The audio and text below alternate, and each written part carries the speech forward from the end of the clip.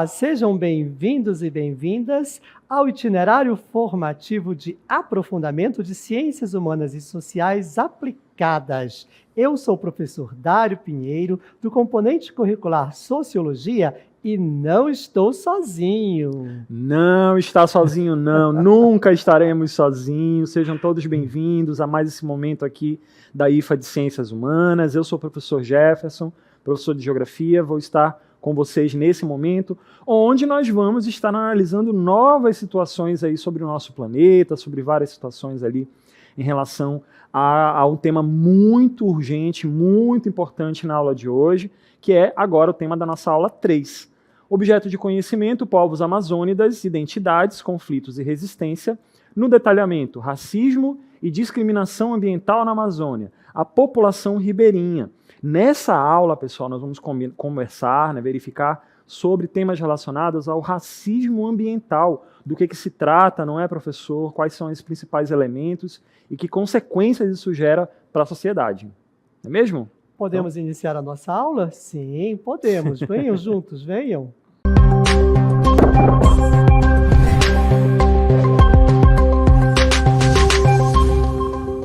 O nosso cenário, ele nos sugere uma imagem que é muito representativa de muitos lugares, não somente na nossa Amazônia, como em outros lugares do mundo.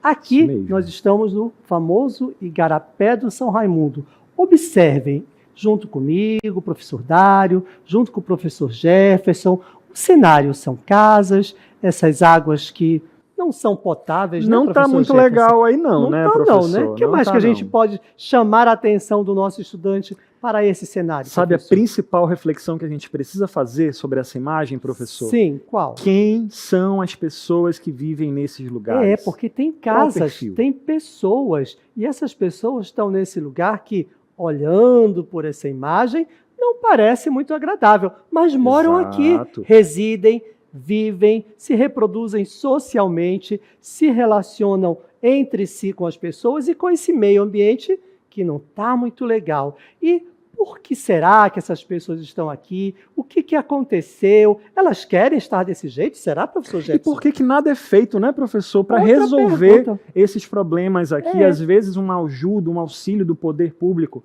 demora muito tempo para acontecer e às vezes nem acontece, né? Outra pergunta que o senhor colocou, que eu também considero importante, que talvez o morador ou a moradora desse espaço não se faça. Por que eu estou aqui? Será que eu posso fazer alguma coisa para mudar? Ou, de alguma forma, isso não chama atenção, apenas segue adiante a sua vida. Mais uma coisa nós queremos deixar registrado para vocês. Este não é um lugar apropriado para morar, para ninguém residir. Totalmente insalubre. Mas isso é uma questão geográfica e uma questão social. Isso aqui, gente, tem um nome dentro da sociologia e dentro da geografia, assim como nas ciências humanas e sociais aplicadas como um todo. Professor, como eu conceituaria este espaço urbano? Pessoal, esse ambiente que nós estamos vivendo aqui, dessas pessoas que provavelmente vivem nesses lugares, estão sofrendo um processo que nós chamamos aqui nas ciências humanas de racismo ambiental. É sobre isso que nós vamos iniciar agora o conteúdo desta aula, comentando agora nessa primeira tela sobre o que é, afinal, essa ideia do racismo ambiental, que é muito bem aplicado nessa imagem que vocês viram agora há pouco.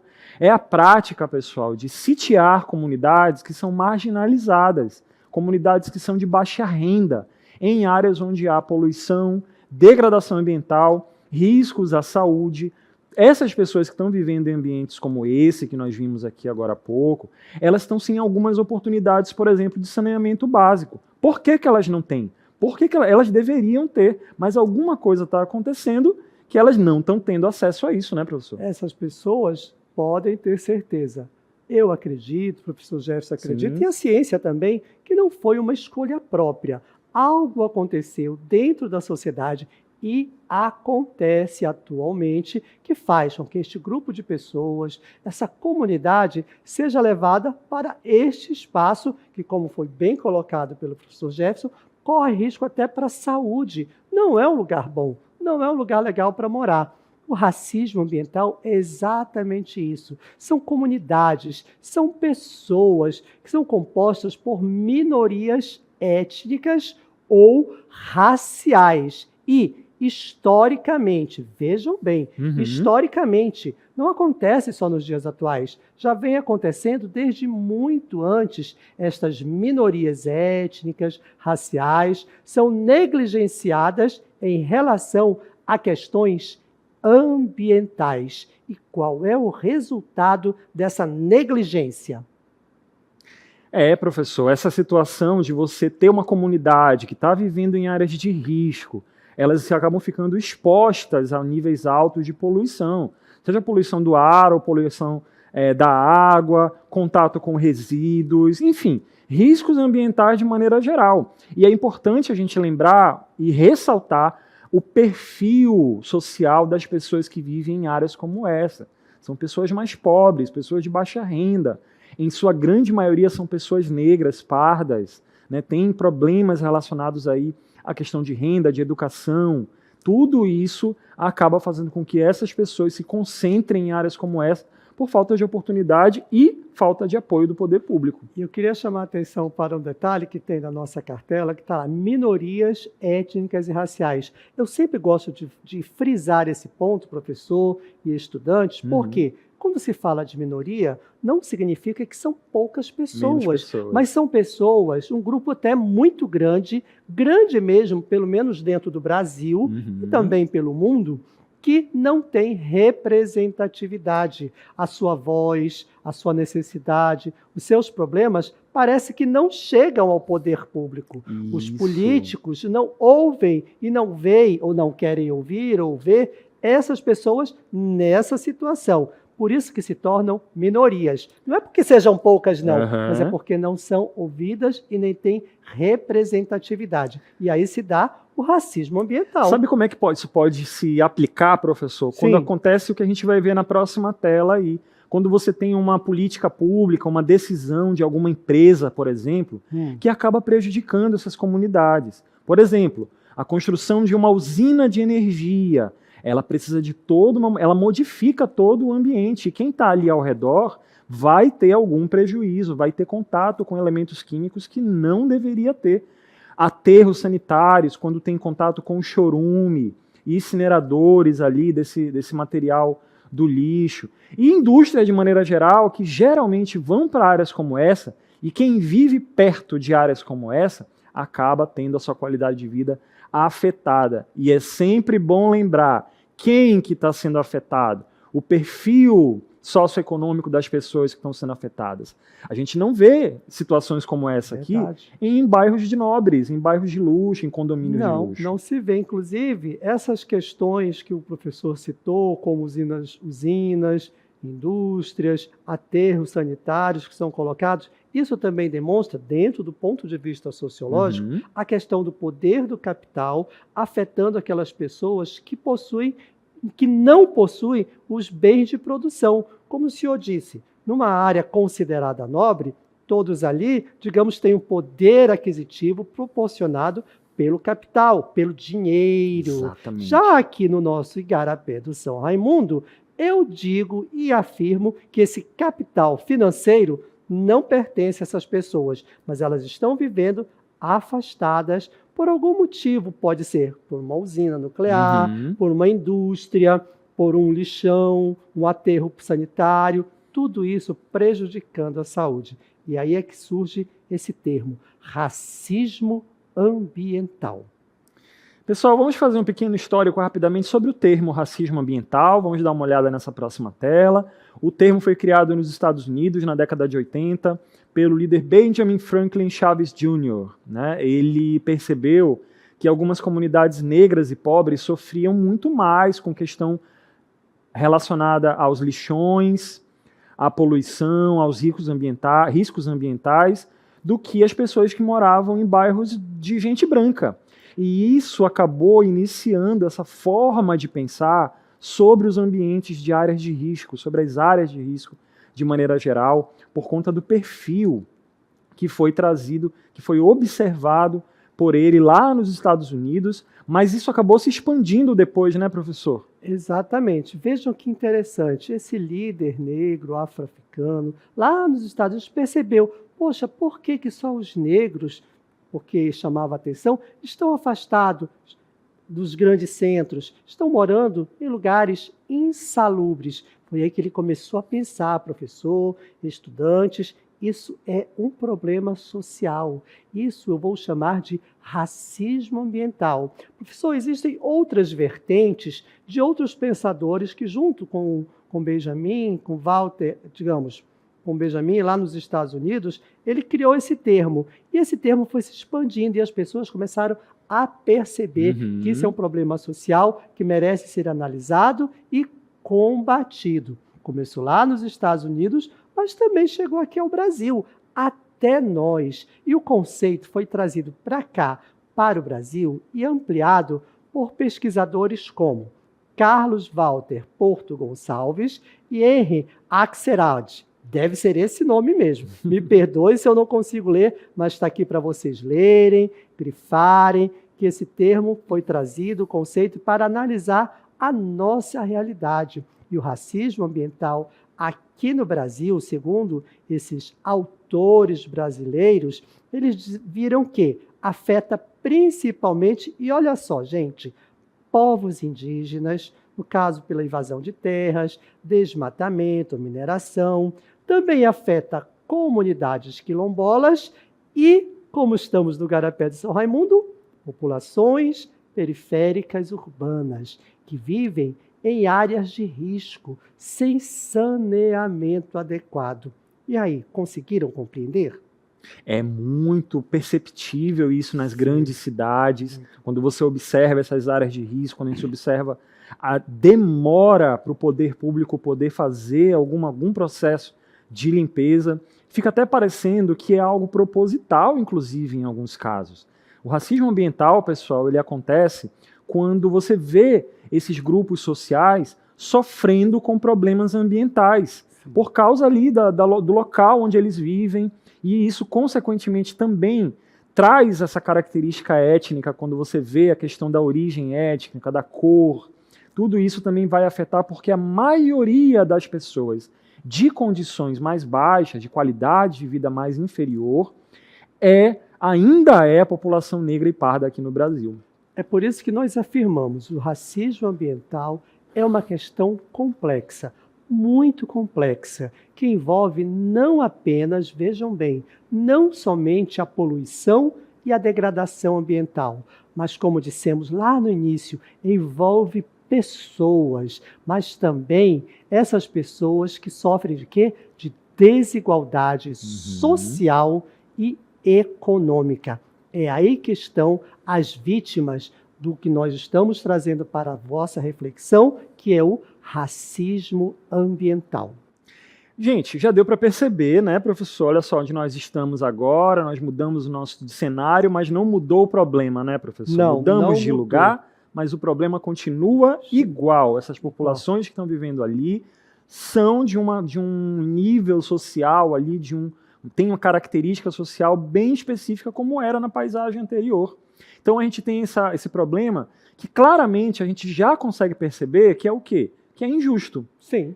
É desigual, é um problema. Essas pessoas não precisam, não deveriam estar passando por condições assim de moradia como essas, de riscos como esse. Essas são comunidades que são o quê? Marginalizadas, né?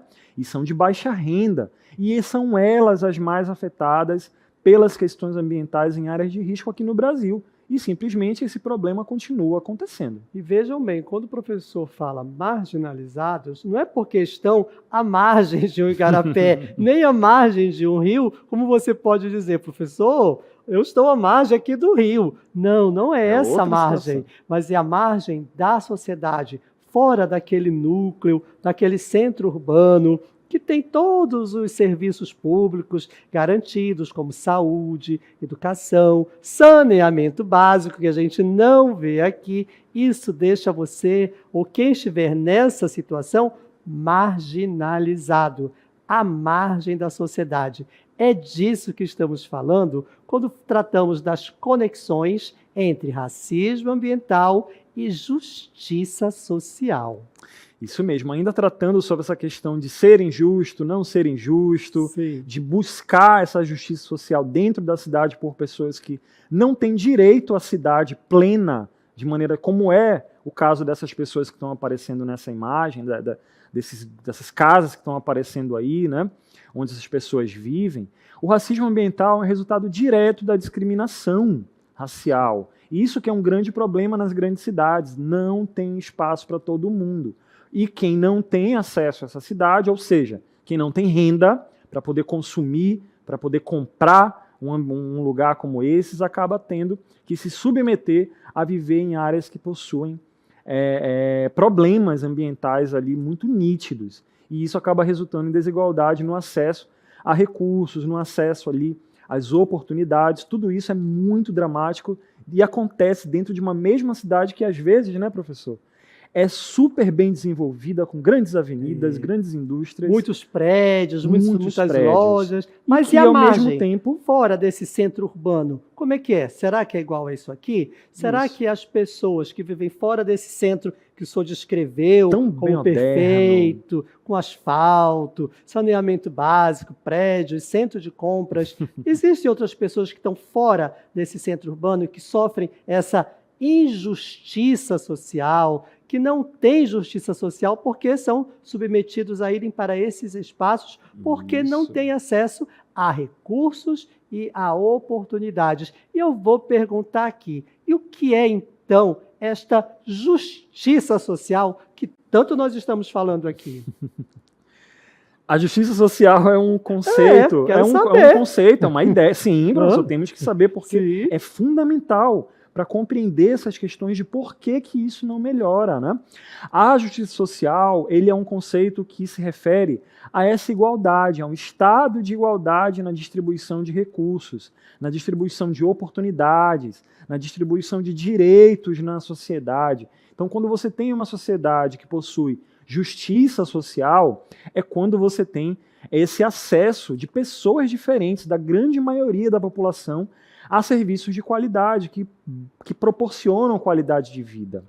Aí eu volto, professor, lá quando nós comentamos, e eu pedi para o nosso estudante frisar a questão de minorias, que essa justiça social nem sempre ela acontece para todos. E as comunidades, olha só, eu vou repetir aqui, as comunidades de minorias, que não são poucas pessoas, mas que não têm voz, que não são vistos e nem ouvidos, porque não têm os recursos capitais, muitas vezes essas minorias étnicas e raciais não fazem parte das decisões sobre as políticas ambientais, são deixadas de lado no planejamento social, no planejamento das indústrias, do comércio, na infraestrutura urbana. As políticas públicas relacionadas ao meio ambiente são postas, são colocadas, mas não houve quem?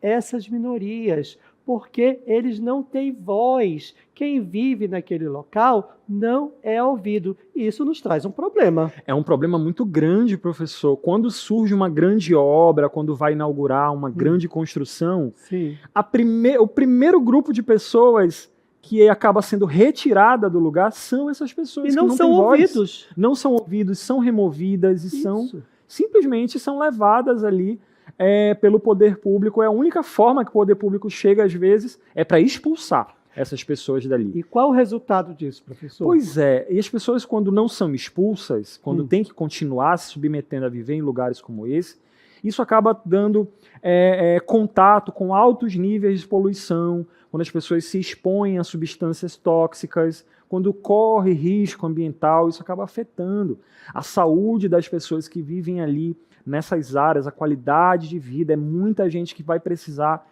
de atendimento de saúde por conta disso.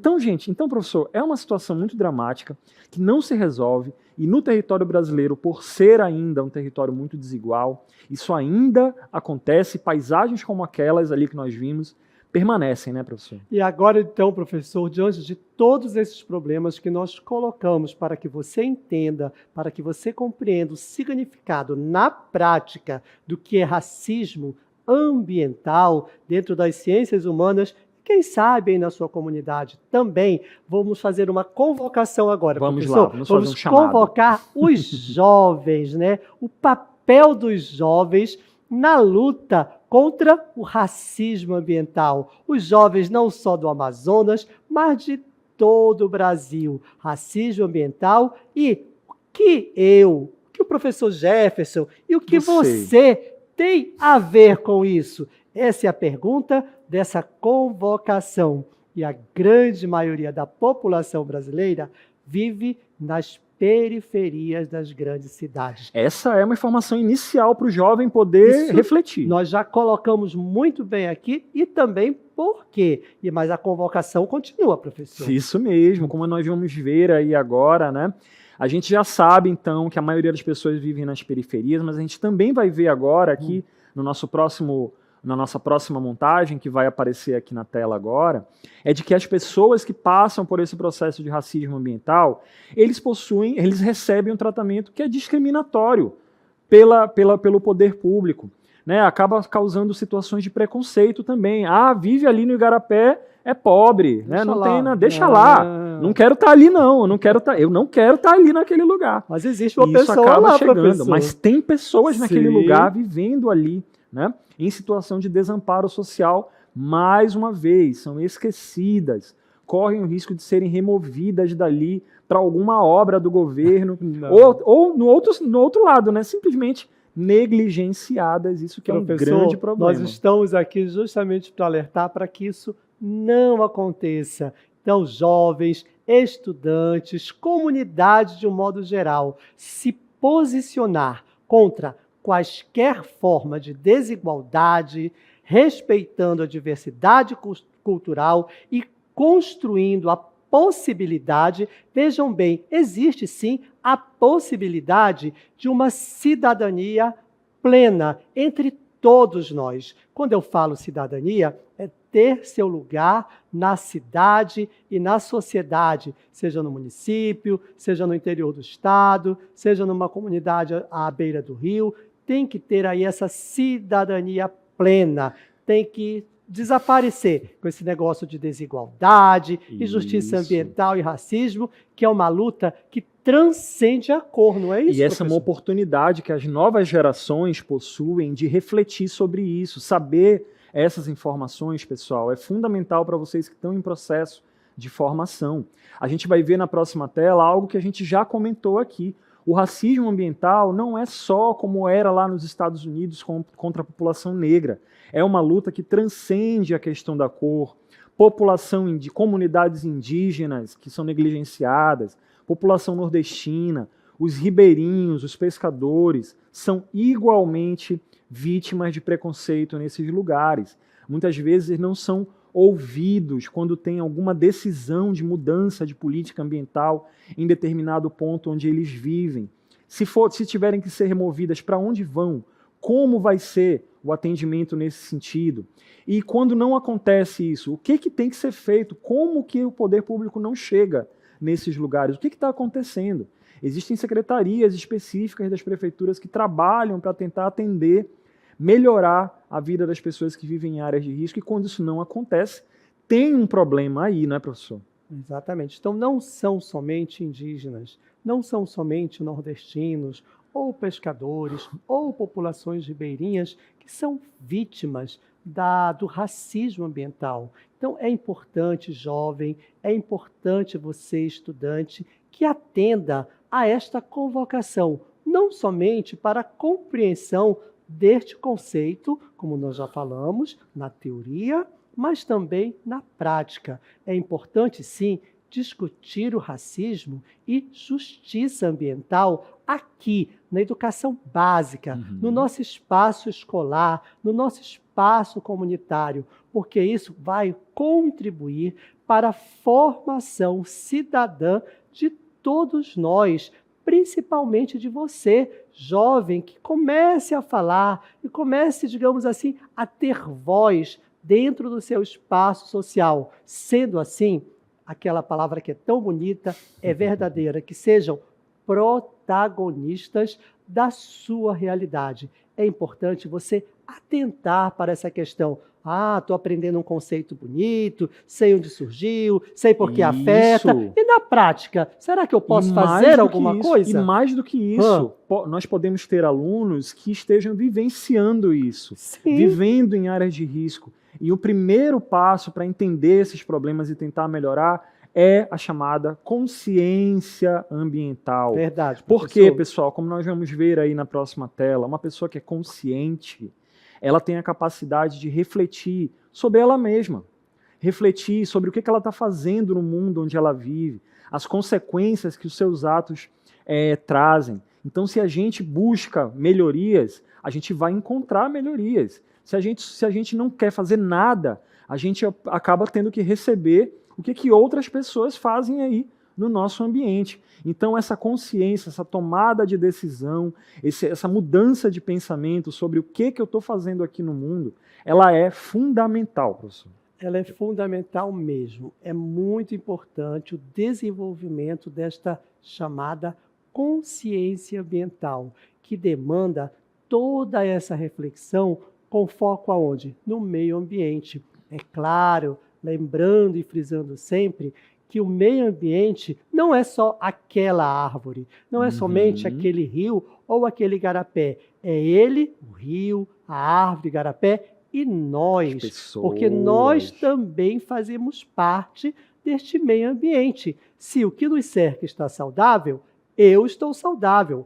você está saudável. Mas se o que nos cerca não é saudável, nós iremos adoecer. Isso. E nós podemos trazer aqui para vocês, e vamos fazer isso, alguns exemplos de como ter essa tomada de consciência ambiental, de como refletir sobre mim e sobre o meio ambiente ao qual eu pertenço. Isso não somente de forma individual ou individualista, mas também de forma coletiva.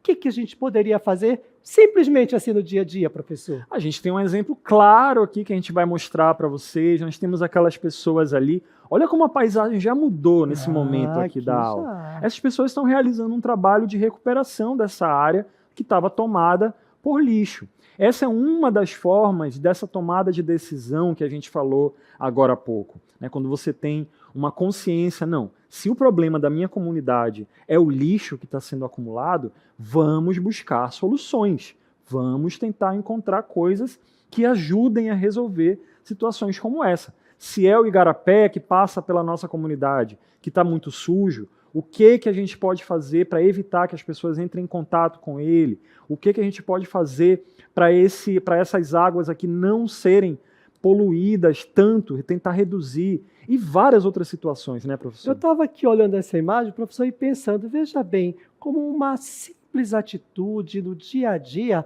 pode provocar uma mudança no ecossistema local. Aí o senhor falou, está fazendo na minha comunidade, o igarapé está sujo, e aqui esses jovens, né, são jovens, adolescentes, assim como vocês, estão coletando, estão catando lixo que alguém jogou. Comece a retirar também. Ah, professor, mas eu sozinho não vou conseguir. Por isso que aqui tem um grupo.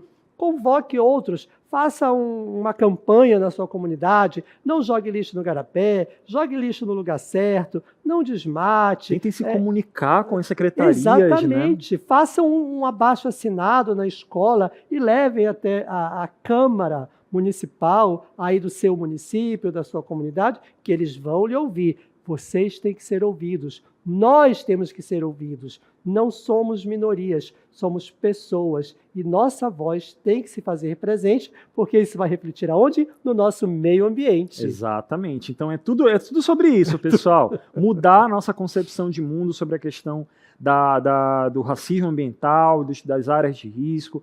Tudo isso para a gente poder conseguir se indignar, mas com essa indignação a gente conseguir mudar, transformar tudo isso. Pense e reflita e muito obrigado. Nos vemos numa próxima aula.